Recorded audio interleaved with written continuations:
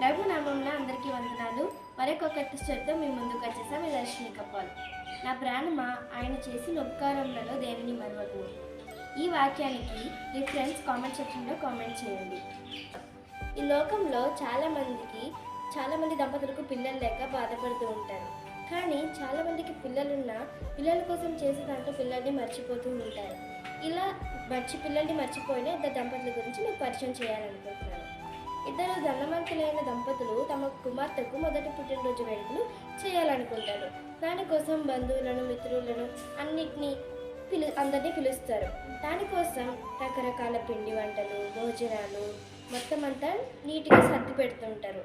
పిల్లలకు ఒక చిన్న ఉయ్యాల బిడ్డని ఉంచారు. ఒక స్త్రీ ఆ ఉయ్యాల దగ్గర చూసి తను తెచ్చిన బహుమతిని ఆ ఉయ్యాల్లో ఉంచుతుంది. అది చూసిన మరొకరు ఆ ఉయ్యాల్లోనే బహుమతిని పెడతారు. అలా అందరూ ఆ బహుమతిని పెట్టడం ద్వారా